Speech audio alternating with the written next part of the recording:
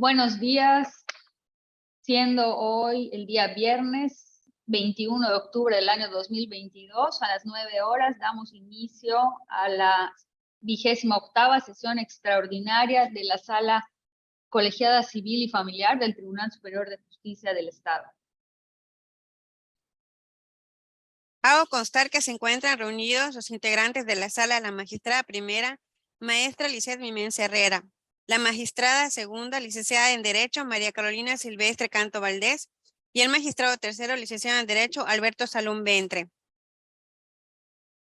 Gracias, secretaria. Con motivo del desahogo del orden del día, en el segundo punto, en asuntos a tratar, tenemos únicamente 3 asuntos. Le cedo la palabra para desahogarlos, por favor. Secretaria Gisela Dorinda Zul Cámara. El orden de la lista aprobada para la sala colegiada comenzará con los proyectos de la magistrada segunda, licenciada en Derecho, María Carolina Silvestre Canto Valdés, quien enlistó 2 resoluciones. Como primer toca es el 685-2022 del expediente 326-2020 del juicio ordinario civil del Juzgado Segundo Civil del Primer Departamento Judicial del Estado relativo al recurso de denegada apelación en contra de la parte conducente del auto de fecha 18 de mayo de 2021. Tiene el uso de la voz, magistrada. Gracias, secretaria. En el TOCA 685-2022, derivado del expediente 326-2020, relativo a un juicio ordinario civil, la juez segundo civil, mediante acuerdo de fecha 18 de mayo del año 2021, negó admitir el incidente de nulidad de notificaciones que el demandado RJBK interpuso en contra de la diligencia de emplazamiento que se le efectuó, siendo el caso que el recurso de apelación que éste intentó hacer valer en contra de ese auto se negó en el diverso acuerdo de fecha 18 de abril del año 2022, en donde la juez de primera instancia sostuvo que, en virtud de que el demandado en cuestión había contestado oportunamente la demanda de origen, era inconcurso que los posibles vicios del emplazamiento ya estaban compurgados y por ende la apelación en cuestión era frívola e improcedente, sustentándolo con el artículo 51 del Código de Procedimientos Civiles del Estado.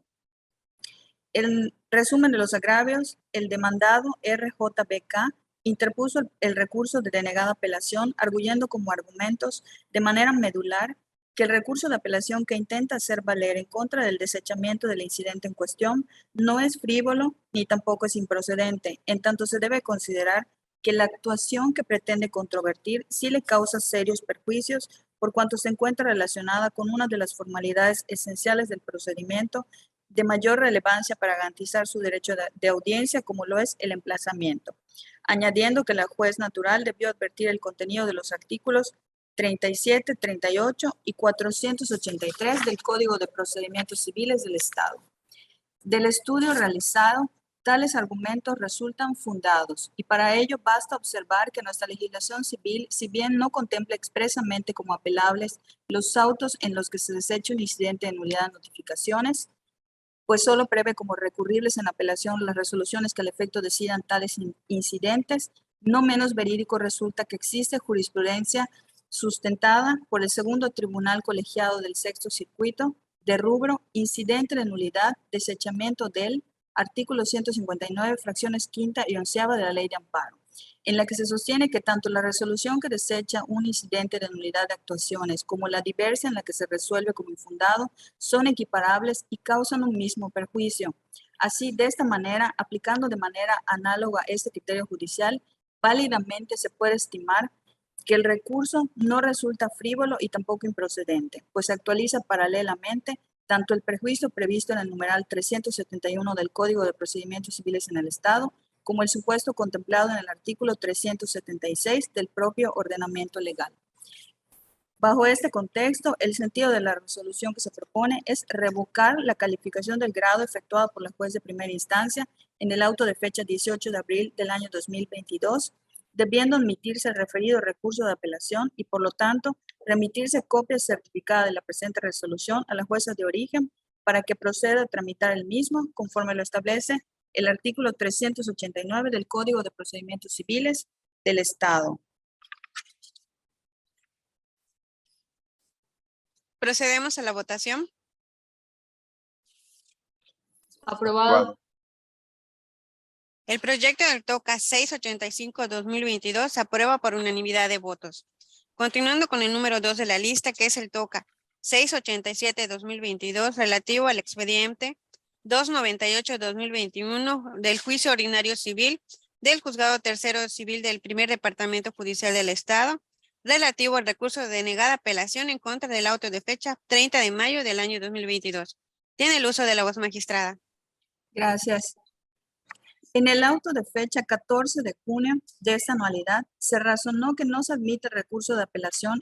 interpuesto por el señor SIDGPS en su carácter de apoderado legal de la señora IMSP, bajo la premisa de que en el citado auto de fecha 31 de mayo del año en curso, únicamente se tuvo por acusada la rebeldía a la ley en que incurrió la demandada M del SSP, al no contestar la demanda interpuesta en su contra, y no así por lo que respecta al apoderante SIDGPS. Más aún, la jueza agregó que la señora IMSP contestó la demanda instaurada en su contra, lo que se corrobora con lo dispuesto en el auto de fecha 31 de enero del año 2022. Siendo así, continuó explicando la juzgadora, tal proveído de fecha 31 de mayo del presente año no impide la continuación del procedimiento ni le causa gravamen a la recurrente que no pueda repararse en sentencia. En la síntesis de los agravios expuestos,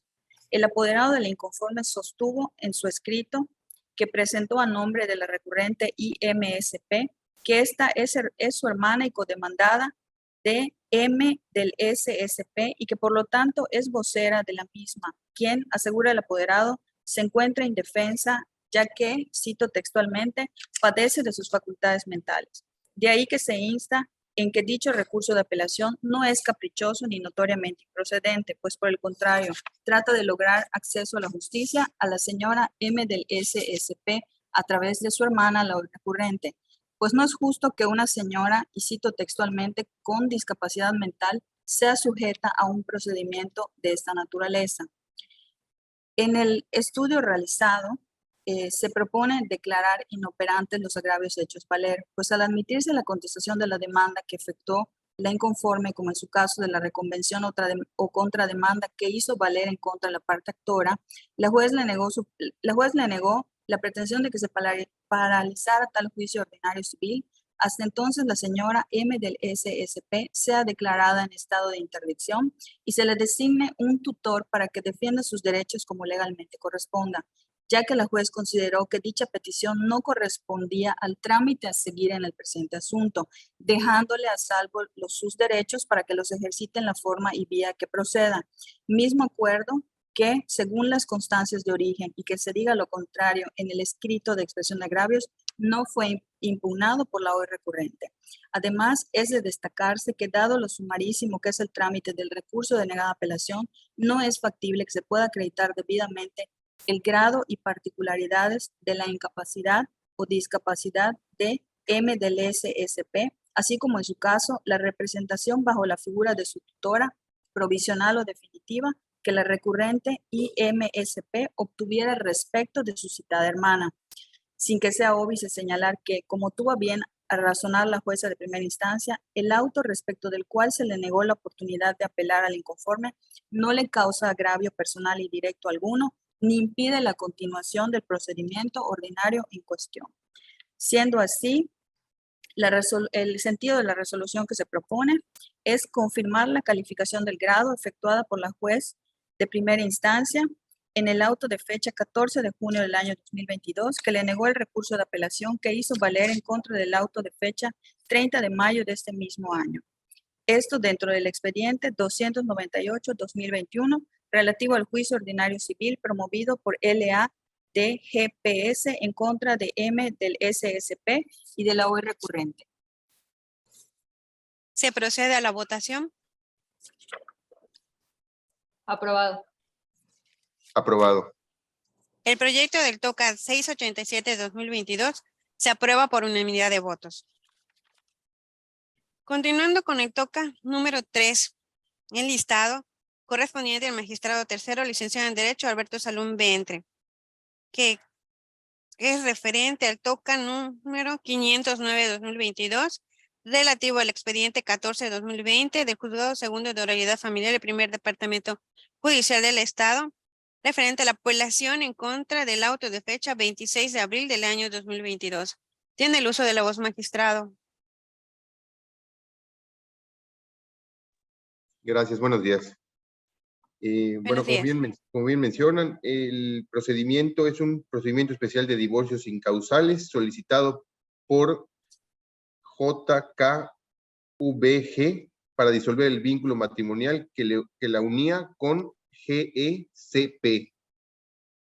La fecha de la resolución interlocutoria impugnada es del 26 de abril de 2022 y el contenido de la sentencia impugnada es el siguiente. La juez de primera instancia, en la audiencia preliminar del procedimiento especial de divorcios incausales, decretó auto en el cual se aprobó el convenio presentado por la solicitante del divorcio, ya que el excónyuge, ahora recurrente, no compareció a presentar su contrapropuesta de convenio de divorcio. Con base en las propuestas planteadas para la solicitante del divorcio y tomando en cuenta que el excónyuge que no se presentó aceptó el convenio, la juez aprobó las bases presentadas, previas aclaraciones y modificaciones hechas en la audiencia preliminar, con fundamento en el artículo 182 del Código de Familia para el Estado de Yucatán, estableciéndose los puntos acerca de custodia, convivencia, pensión alimenticia de un adolescente y liquidación de la sociedad legal que rigió el matrimonio. En el auto decretado en la audiencia preliminar, también se condenó a ambas partes a estar y pasar por el tenor del convenio que se aprobó como si se tratara de sentencia ejecutoriada. Finalmente, se disolvió el vínculo matrimonial. El apelante, en sus agravios, recurre los siguientes, que son 3, que en lo medular señalan. Primero,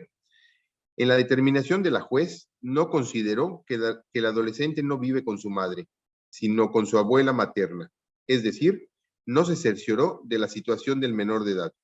y estaba obligada a llamar al menor de edad independientemente de la existencia o no de oposición. Segundo, argumentó que la pensión alimenticia decretada es incorrecta, pues carece de trabajo fijo, no tiene ingresos y que en la medida de sus posibilidades siempre ha estado pendiente de su hijo, fundado su agravio en una tesis aislada que abordó el principio de proporcionalidad rector de la pensión alimenticia. Tercero, manifestó la existencia de un nuevo acreedor alimentario que es su hijo menor de edad de iniciales PFCB y la pensión fijada por la juez de primera instancia vulnera los derechos de su otro hijo. En el proyecto, en un breve resumen, tomamos en cuenta lo siguiente. Se estudió, en primer lugar, el agravio vinculado con la proporcionalidad de la pensión alimenticia, el cual se consideró esencialmente fundado, porque de las constancias de autos se acreditó que no quedaron probados los ingresos y por ende la capacidad del deudor alimentario, lo cual contraviene lo dispuesto por el citado artículo 35 del Código de Familia para el Estado de Yucatán. Aquello porque, aunque no existiera litis, debido a la rebeldía en que incurrió el ahora recurrente, y los hechos y el convenio propuestos pueden ser considerados como no controvertidos y aceptados, esta sala colegiada no puede dejar de advertir que el convenio, para ser aprobado, debe ser legal. La ilegalidad del convenio aprobado radicó en que la autoridad de primera instancia no recibió prueba alguna que acreditara de manera plena los ingresos del deudor y ahora recurrente, y era obligación de aquella verificarlo de conformidad con los artículos 522 del Código de Procedimientos Familiares del Estado de Yucatán. Se analizó la legalidad del convenio, el cual no solo conduce a realizar una verificación de manera dogmática del cumplimiento de los requisitos exigidos en el artículo 182 del Código de Familia, sino que es necesario cumplir con el deber consistente en que la juez está forzada a corroborar dicha legalidad, con base en pruebas que refuercen y fundamenten la decisión. Por lo que a criterio de esta sala, dicha propuesta de convenio no puede reputarse legal, ante la inexistencia de pruebas que soporten y confirmen la legalidad de su contenido, sobre todo considerando que la propia solicitante del divorcio, en su escrito de demanda, expresó que desconocía los ingresos de su excónyuge y solicitó se giraran oficios a dependencias a efecto de recabar información al respecto. Pruebas que no fueron recabadas en la primera instancia. Asimismo, se tomaron medidas pertinentes para la protección de los derechos alimentarios del adolescente, por cuanto no hubo pronunciamiento respecto a las medidas provisionales de alimentos. La sala colegiada, para no dejarlo en estado de indefensión, considera correcto que el monto fijado en la decisión que se deja insubsistente se mantenga como medida provisional a la que hace referencia el artículo 196, fracción segunda del Código de Familia para el Estado de Yucatán, hasta en tanto se emita nueva resolución en los términos antes referidos. También tomó en consideración que al inicio del trámite de este procedimiento, el adolescente acreedor alimentista contaba con cierta edad. Sin embargo, debido al trámite respectivo, está próximo a cumplir la mayoría de edad, que es en noviembre. De ahí que este asunto deba tratarse con la celeridad que amerita y además, en su caso, deba preservar los derechos alimentarios de aquel. Por esto es que se instruye a la autoridad jurisdiccional de primera instancia que tan pronto reciba este fallo, de manera inmediata, se comience a recabar las pruebas necesarias a efecto de decretar el monto de la pensión y también tome las medidas legales pertinentes si durante la secuela procesal el adolescente alcanza la mayoría de edad. Con base en los argumentos anteriores, fue necesario el estudio de los demás agravios, por cuanto no fueron parte de la litis. Por tal motivo, se propone dejar insubsistente la decisión tomada en la audiencia preliminar y se proceda a dictar nueva determinación en la que, reiterando todo lo que no se vincule con el monto de la pensión alimenticia y su garantía, por haber precluido el derecho de la hora apelante para aprobar cuestiones diversas, se fije la pensión alimenticia en favor del adolescente en forma proporcional y equitativa. Procedemos con la votación. Aprobado. Aprobado. El proyecto del TOCA 509-2022 se aprueba por unanimidad de votos. Con esto se ha terminado con los proyectos listados para esta sesión. Magistrada Presidenta, tiene el uso de la voz. Gracias, secretaria. Pues habiendo finalizado todos los puntos a desahogar, damos por cerrada la 28ª sesión extraordinaria de esta sala civil, colegiada civil y familiar del Estado de Yucatán. Muchas gracias.